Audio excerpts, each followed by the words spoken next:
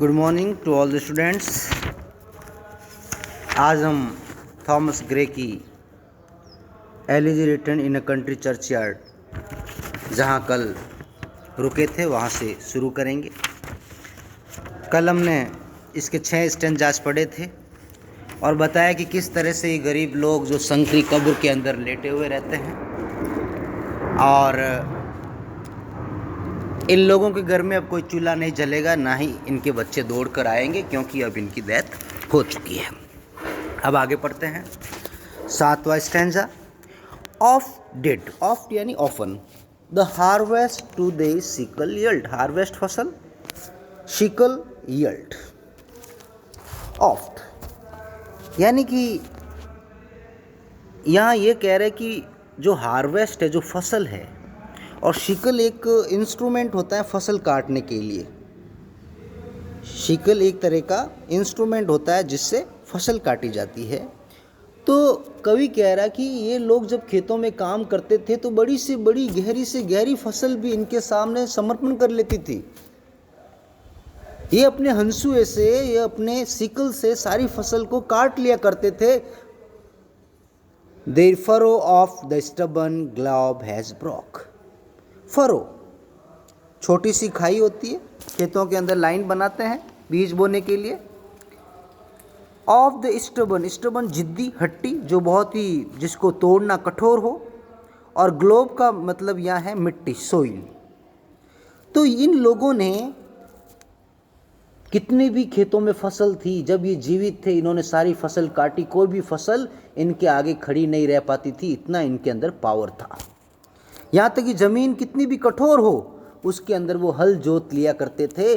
कठोर ज़मीन के सामने भी ये लोग हार नहीं मानते थे। हाउ जोकंड, जोकंड यानी happy, did they drive their team a field. Their team, यहाँ टीम का मतलब है पशुओं की जो टीम, जैसे छकड़ा, छकड़ा के आगे 2 बैल होते हैं ना, फिर अपना हल जोतते हैं खेतों के अंदर। तो ये लोग खुशी खुशी खेतों में हल जोतते थे और अपना काम करते थे। How bowed the woods beneath the sturdy stroke, और बड़े से बड़े पेड़ को, बाउड यानी झुकाना, वुड्स यानी पेड़, जंगलों को वो अपने प्रहार के सामने झुका देते थे। बड़े से बड़े पेड़ों को भी काट लिया करते थे। तो कहने का तात्पर्य ये है कि ड्यूरिंग द लाइफ टाइम, अपने जीवन काल में, these dead ancestors of the village used to plough the hard fields, यानी कि ये जब जीवित थे तो कठोर से कठोर जमीन पर हल जोतते थे। And reap the harvest with their sides, और अपने हंसुए से सारी फसल काटते थे।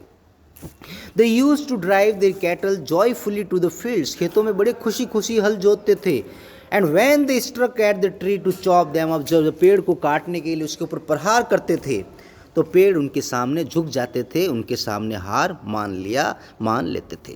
तो कहने का तात्पर्य है कि इन लोगों ने अपने जीवन काल में सिंपल से सिंपल, नॉर्मल से नॉर्मल काम किया है जो गांव में एक व्यक्ति करता है।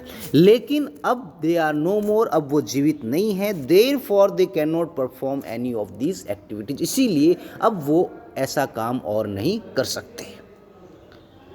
8वां stanza. Let not ambition mock their useful toil, their homely joys and destiny obscure, nor grandeur hear with a disdainful smile the short and simple annals of the poor. Let not ambition, ambition का मतलब है महत्वाकांक्षा, जो बड़ी बड़ी इच्छाएं होती है ना, राजा बनने की और भी कुछ बनने की। मोक यानी किसी का मजाक उड़ाना, हंसी उड़ाना। देयर यूजफुल टॉयल, टॉयल यानी परिश्रम। कवि कह रहा है कि जो लोग बड़े बड़े महत्वाकांक्षी है, जिनकी इच्छाएं बड़ा बनने की है, जो बड़े बड़े लोग हैं, उनको इन छोटे छोटे किसानों के इन परिश्रम की, खेतों में काम करने की जो उनकी जो विद्या है, जो खेतों में ये लोग काम करते हैं, पेड़ काटते हैं, हल चलाते हैं, इस प्रकार के इनके काम का हमें मजाक नहीं उड़ाना चाहिए। Their homely joys, homely simple, साधारण। ये लोग घर में साधारण रूप से रहते थे और साधारण रूप से अपनी खुशियाँ मनाते थे। एंड डेस्टिनी ऑब्सक्योर, इन लोगों का भाग्य हमेशा छुपा हुआ रहा। इन लोगों की जो भाग्य हैं, गरीबी के कारण वो कभी लोगों की नज़रों में नहीं आए। Nor grandeur hear with a disdainful smile, grandeur, grandeur का मतलब है शानो शौकत, और डिस्डेनफुल यानी तिरस्कार से। तो जो दुनिया की शानो शौकत है वो भी संभल जाए, वो इन लोगों का मजाक नहीं उड़ाए, इन लोगों का तिरस्कार नहीं करे। The short and simple anal, short छोटी, सिंपल साधारण, एनल्स एंड हिस्ट्री इतिहास ऑफ द पुअर, ये जो गरीब लोग हैं इनका इतिहास बड़ा ही छोटा और सिंपल रहा है। तो जो शानो शौकत है, जो महत्वाकांक्षा है, जो बड़े लोग हैं वो इनके इतिहास का मजाक नहीं उड़ाए। वो ये मजाक नहीं उड़ाए कि कैसे किसान है, हल जोतते हैं, जानवरों के साथ चलते हैं, सिंपल लाइफ जीते हैं। इनकी भी अपनी ज़िंदगी थी, इनका भी अपना जीवन था, हमें इनकी गरीबी का मजाक नहीं उड़ाना चाहिए। तो इस स्टैंजा के अंदर कवि कह रहा है कि जो एम्बिशन है उसको मजाक नहीं उड़ाना चाहिए।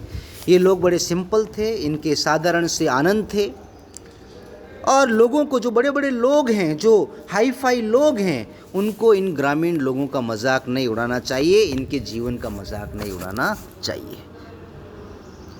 Number stanza, the boast of heraldry, the pomp of power, and all that beauty, all that wealth ever gave, awaits alike the inevitable are, the paths of glory lead but to the grave। बहुत ही बढ़िया line कही है कवि ने, जीवन का सार है इन 4 पंक्तियों में। The boast of heraldry, boast का मतलब है डींग हाँकना, डींग हाँकता है ना, बड़ी बड़ी बातें करता, मैं ऐसा मैं ऐसा। heraldry, heraldry का मतलब है वंश। कोई व्यक्ति घमंड करता है कि मुझे विरासत में ये मिला वो मिला, मैं सबसे ऊंचा हूँ, सबसे ऊपर हूँ।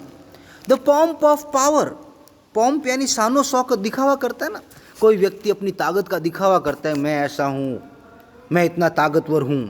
And all that beautiful, all that beauty, और दुनिया में बहुत सारी चीज़ें और व्यक्ति सुंदर होते हैं, वो अपने आप पे घमंड करते हो, मैं इतना सुंदर, मैं विश्व सुंदरी, मैं विश्व सुंदर। All that wealth ever gave, और दुनिया में लोग धन दौलत से न जाने क्या क्या चीज़ें खरीद लेते हैं और दुनिया में घमंड सो करते हैं। तो कवि कह रहे हैं कि जिन लोगों को विरासत में खूब धन मिला है, जिनको अपनी विरासत पर, वंश पर, अपने राज घराने पर घमंड है, जिनको अपने पावर पर घमंड है, या जिसे अपनी सुंदरता पर घमंड है, जिसको अपनी धन दौलत पर घमंड है, वो एक बात सुन ले, awaits alike the inevitable hour, await यानी वेट करना, अलाइक एक समान, इनएविटेबल निश्चित रूप से, और आर समय।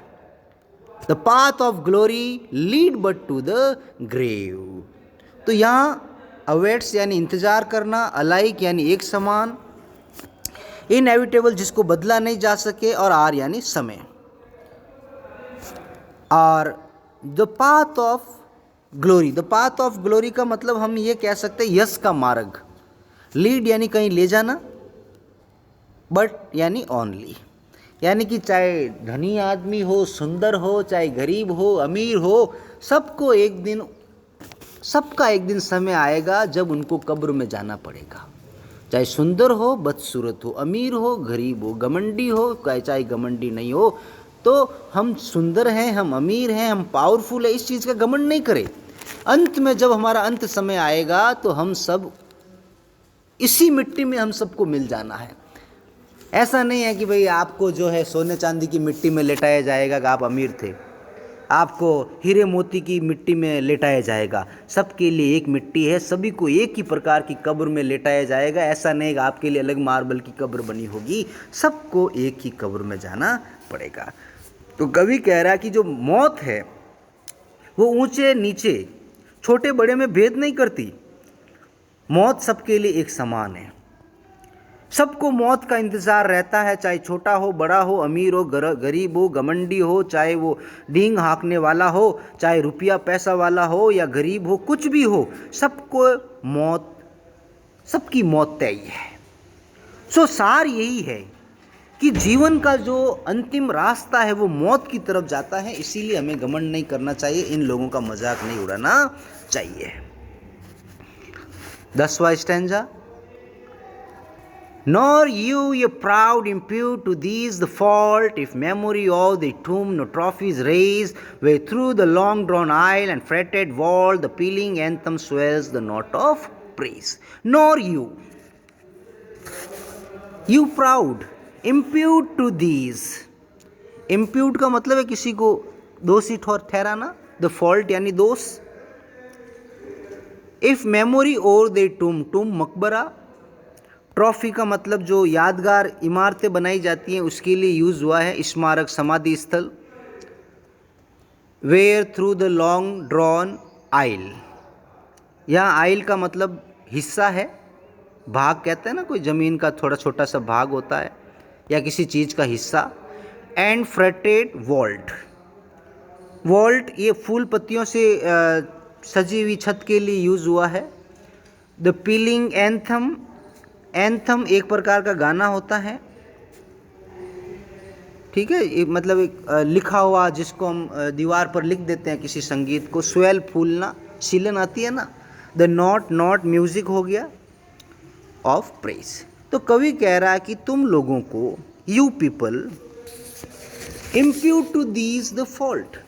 कवि कहना चाहता है कि जो घमंडी लोग हैं उनको इन गरीब लोगों के ऊपर दोष नहीं मढ़ना चाहिए। किस चीज़ का दोष?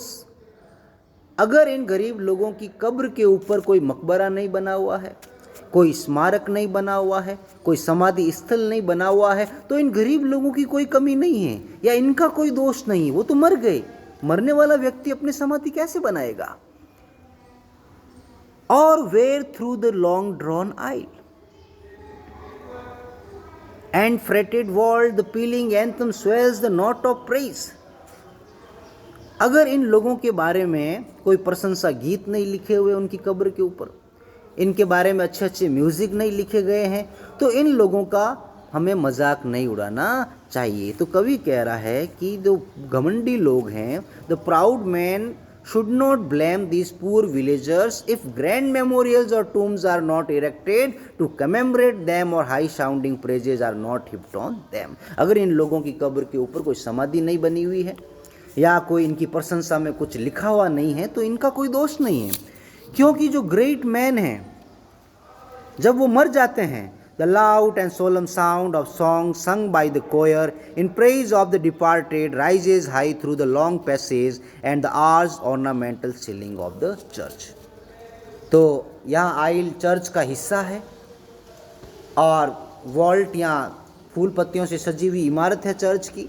तो कवि कहता है जब बड़े बड़े लोग मरते हैं तो उनकी याद में गीत गाए जाते हैं, लिखे जाते हैं, और वो गीत इतनी तेज़ी से तेज़ स्वर में गाए जाते हैं कि चर्च की इमारतें जो हैं वो धूजने लगती हैं, वाइब्रेट होने लगती हैं उन संगीत की वजह से। तो मरे हुए लोगों की प्रशंसा में गीत गाए जाते हैं, और ये लोग मर गए जो गरीब थे, इन लोगों की प्रशंसा में कोई गीत नहीं गाया, तो इनका कोई दोष नहीं है। 11वां, can storied urn or animated bust back to its mansion called the fleeting breath, can honor's voice provoke the silent dust or flattery woo the dull cold ear of death। Can storied urn, कवि कह रहा है earn एक प्रकार का कलश होता है, जिसके अंदर कलश होता है जो हरिद्वार अस्थियां ले जाता है ना, जिसके अंदर डाल के, वो होता है। तो कवि कह रहा है एक सुंदर सा कलश जिसमें अस्थियां ले जाते हैं, उसके ऊपर बढ़िया चित्रकारी की हुई है, स्टेरिड। और यहाँ कवि का अर्न का मतलब है कि जो कब्र के ऊपर जो समाधि बनती है ना, बढ़िया चित्रकारी की हुई, उससे वो इसको रिफ़र करता है। तो कवि कह रहा, और एनिमेटेड बस्ट, बस्ट होता है ना सर और कंधे तक की जो मूर्ति होती है। Back to its mansion called the, mansion का मतलब महल या मैंसन का मतलब बॉडी, शरीर। फ्लीटिंग ब्रेथ, क्षणभंगुर सांस। तो कवि कह रहा है कि क्या इन लोगों की समाधि के ऊपर समाधि स्थल बनाने से या इनकी मूर्तियां लगाने से इनके शरीर में सांसें वापस आ जाएगी? Can honours voice provoke the silent dust, क्या इनकी प्रशंसा में गीत गाने से इनका जो शरीर मिट्टी में मिल गया है उनकी मिट्टी में हलचल हो जाएगी क्या? और flattery woo the dull cold ear of death, और ये जो लोग मर गए हैं तो क्या इनकी चापलूसी करने से, क्या इनकी प्रशंसा करने से वो प्रशंसा इनके कानों में पहुंच जाएगी क्या? हरगिज़ नहीं। जो व्यक्ति मर गया है वो वापस जीवित नहीं हो सकता, चाहे आप उसकी कितनी भी समाधि बना लो, कितने भी मकबरे बना लो, उसकी कितनी भी प्रशंसा कर लो, तो फिर क्या फ़ायदा? उसका फ़ायदा क्या है? तो कवि यही कह रहा कि जो व्यक्ति चला गया है उसका स्टैच्यू बनाने से कोई फ़ायदा नहीं है, उसके जीवन में अब सांसें वापस नहीं आ सकती, और जो प्रशंसा के गीत है, जो सम्मान के गीत है, वो उनके जीवन को वापस नहीं लौटा सकती। क्योंकि मौत जो है एक ऐसी चीज़ है जिसको टाला नहीं जा सकता, और चाहे अमीर हो गरीब हो, वो सबके पास जरूर आएगी। और एक बार मरने के बाद आप कितने गीत गा लो, कितने समाधि बना लो, कितने एक बार में इख्तियार दे दो, वो व्यक्ति वापस आने वाला नहीं है। तो इस घमंड, इस आप भूल में नहीं रहे कि ऐसा करने से कोई फायदा होगा, कुछ फायदा नहीं होगा। Stanza 12, perhaps in this neglected spot, neglected spot जो कब्रिस्तान है, कब्रिस्तान नेग्लेक्टेड है, लोग बहुत कम आते हैं यहाँ, इज लेड। तो कवि कह रहा कि ये लोग लेड यानी लेटे हुए, इन कब्रों के अंदर लेटे हुए हैं, मरे हुए गांव के लोग। Some heart once pregnant with celestial fire, इनमें से कुछ लोग ऐसे हैं जिनके हृदय में, हार्ट में प्रेग्नेंट भरा हुआ सेलेस्टियल फायर, डिवाइन इंस्पिरेशन, देवीय शक्ति। जो लोग यहाँ मरे पड़े हैं, कब्र के अंदर लेटे हुए हैं, इनमें से कुछ लोग ऐसे थे जिनके अंदर देवीय शक्ति थी जब वो जीवित थे। Hands that the rod of empire might have swayed, और इस जगह पर वो जो व्यक्ति लेटे हुए हैं, वो जब जीवित थे वो इतने ताकतवर थे कि वो राज कर सकते थे। राजा जितनी उनके पास ताकत थी, एम्पायर यानी साम्राज्य, रोड राजा रखता था ना, रोड उसको कहते थे, श्वेड यानी ताकत यूज करना। तो ये लोग जब जीवित थे तो इतने पावरफुल थे कि इनके पास इतनी ताकत थी कि ये साम्राज्य तक चला सकते थे, लेकिन इन लोगों को ऐसा करने का मौका नहीं मिला। और वेग टू एक्सटेसी लिविंग लायर, वेग, एक्सटेसी का मतलब होता है एकदम अति उत्साह, और वेग यानी उत्तेजित होना, और लिविंग यानी जीवन से युक्त, लायर संगीत। और इनके पास इतना पावर था कि ये जीवन से युक्त उत्साहपूर्ण संगीत भी प्रोड्यूस कर सकते थे, गा सकते थे। तो कवि जो है इस स्टैंजा में ये कह रहा है कि इस नेग्लेक्टेड जगह पर, ये जो कब्रिस्तान की जो जगह है, निर्जन जगह है जहाँ इन व्यक्तियों को दफनाया गया है, ऐसा नहीं है कि ये व्यक्ति कुछ काम के नहीं थे, ये प्रतिभा संपन्न व्यक्ति थे, इनके हृदय में देवीय शक्ति थी। हो सकता है शायद इनमें से कोई महान संगीतकार हुआ होगा, कोई बड़ा शासक भी बन सकता था, कोई राजा भी बन सकता था, लेकिन आज वो मरे पड़े हैं, कब्रिस्तान के अंदर लेटे हुए हैं।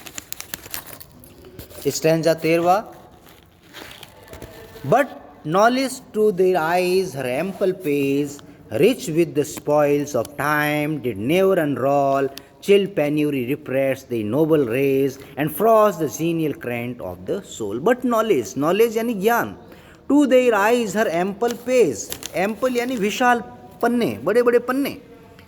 लेकिन दुर्भाग्य की बात ये रही कि इन लोगों के अंदर संगीत पैदा करने की ताकत थी, राज करने की ताकत थी, लेकिन जो अनपढ़ होने की वजह से, संसाधनों की कमी होने की वजह से, जो ज्ञान के बड़े बड़े पन्ने हैं वो इनकी आंखों के सामने खुल नहीं पाए और ये ज्ञान अर्जित नहीं कर पाए।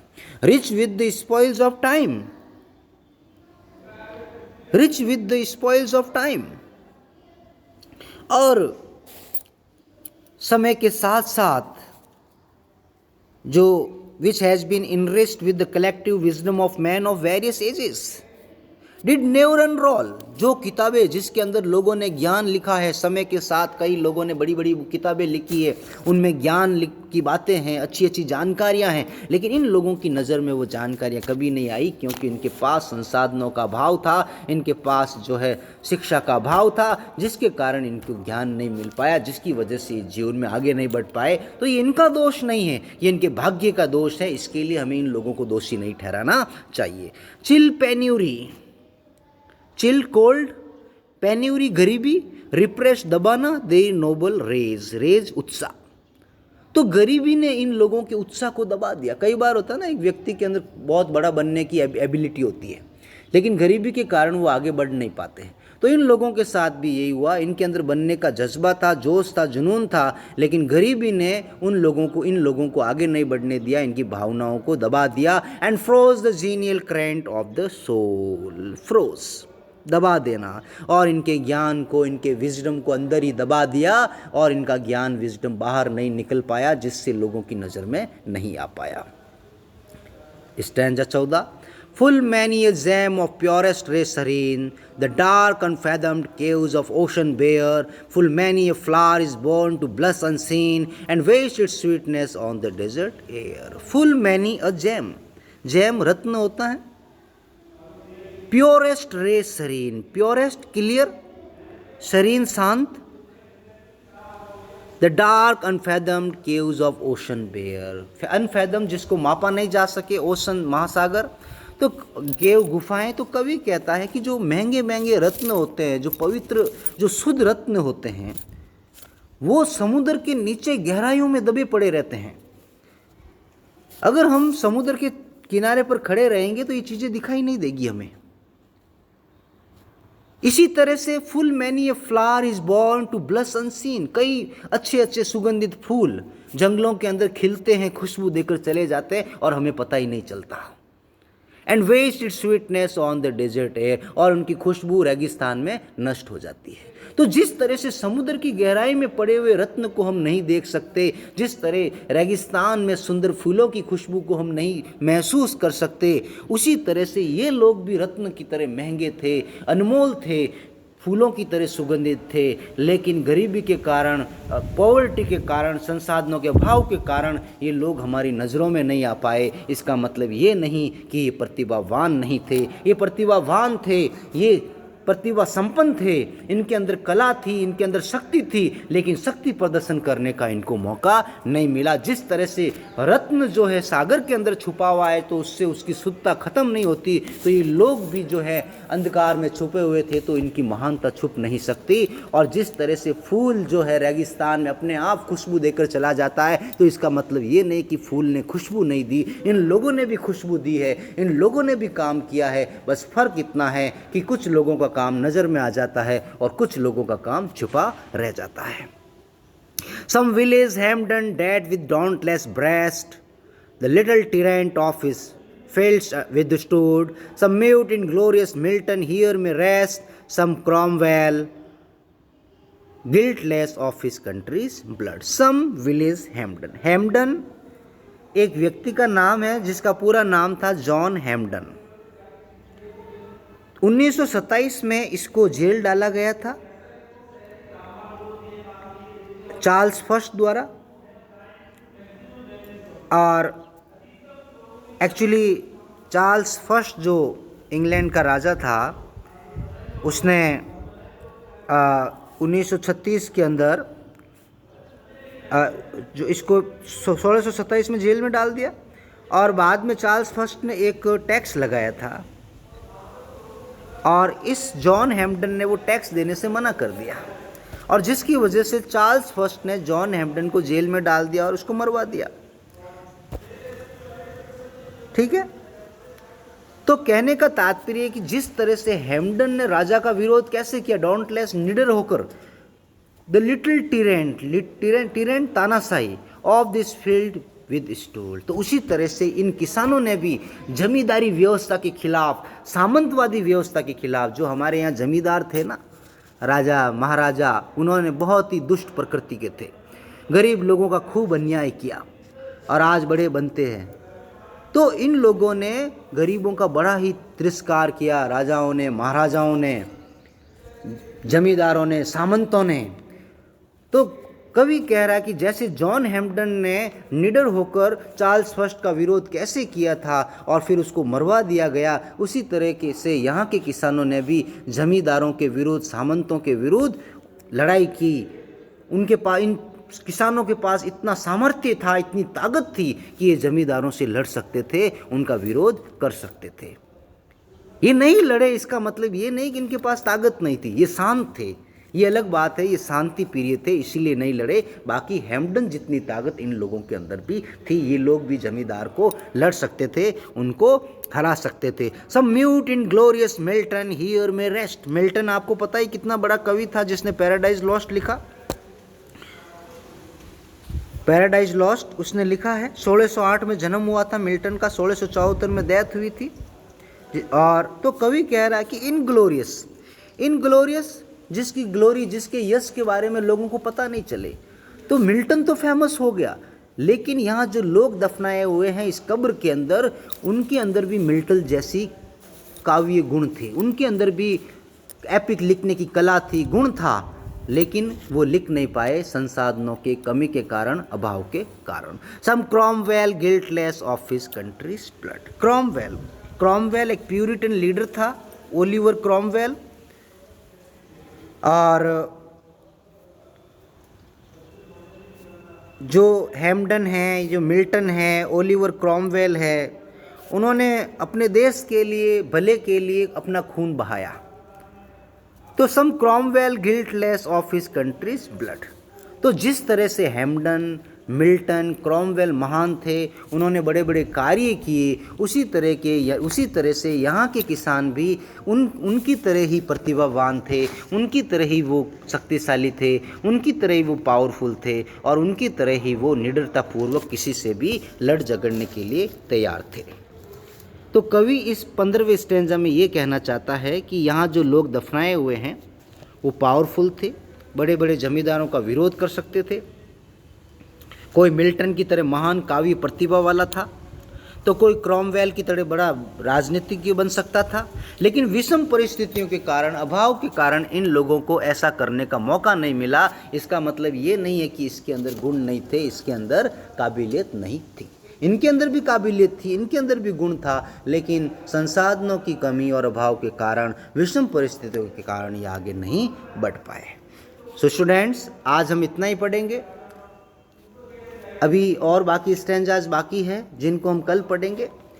और अगर आपको किसी भी तरह की समस्या हो, you may contact me without any fear और Shem. I will try my best to inculcate in you the right ideas, meanings and summary of this poem, so that you will very well be able to understand the whole of this poem as written in Country Churchyard, so that you may do good very in your exam. Okay, thank you very much.